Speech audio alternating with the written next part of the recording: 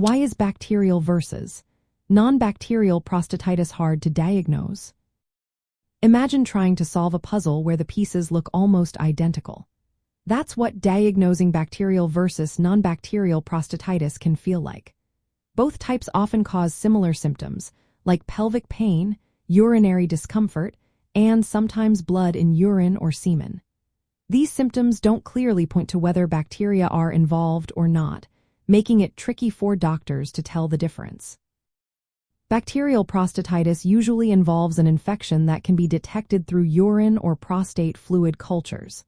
If bacteria are present, these tests often pick them up, especially if the infection is recent or active. But in chronic bacterial prostatitis, symptoms may linger without signs of infection, which can confuse the picture.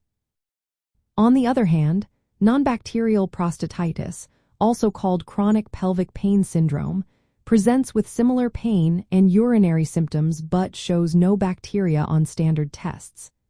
This makes it hard to know if inflammation is caused by an infection or other factors. One big challenge is that both conditions cause overlapping symptoms. Pelvic pain, urinary frequency, painful urination, and sometimes blood are common to both. These symptoms are so similar that they don't reliably tell us which type of prostatitis is present. Standard tests like urine and prostate fluid cultures can sometimes miss bacteria, especially if the bacteria are unusual, present in low numbers, or hard to grow with traditional methods. Advanced tests like polymerase chain reaction can sometimes find bacteria that standard cultures miss, but these are not routine in most clinics. Inflammation is another tricky part. Non-bacterial prostatitis often shows inflammatory cells in prostate secretions or semen, but no bacteria grow in cultures. This makes it unclear whether the inflammation is caused by an infection or other factors like nerve irritation, muscle dysfunction, or chemical irritation. Without a clear marker, it's difficult to make a definitive diagnosis. There's also no single test that can reliably distinguish bacterial from non-bacterial prostatitis.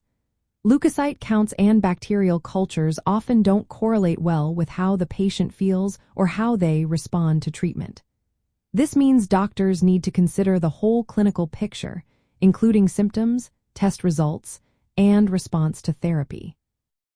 Because symptoms of prostatitis can mimic other prostate issues like benign prostatic hyperplasia or even prostate cancer, doctors often need to do additional tests to rule out these conditions. This adds to the complexity of diagnosis. From a treatment perspective, this diagnostic uncertainty is important.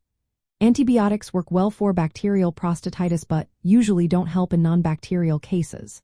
Yet, some patients with negative cultures still improve with antibiotics, possibly because of undetected infections or anti-inflammatory effects.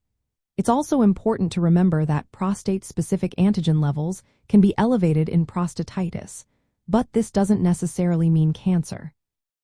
Sometimes antibiotics can lower PSA temporarily, which can be confusing and warrants further evaluation. In summary, telling bacterial from non-bacterial prostatitis apart is challenging because symptoms overlap, tests are imperfect, and there are no definitive biomarkers. This means healthcare providers often need to take a comprehensive approach, including advanced testing and specialist input, to guide treatment and ensure other prostate conditions are not overlooked. Always consult a healthcare professional for personalized advice, as each case can be quite different.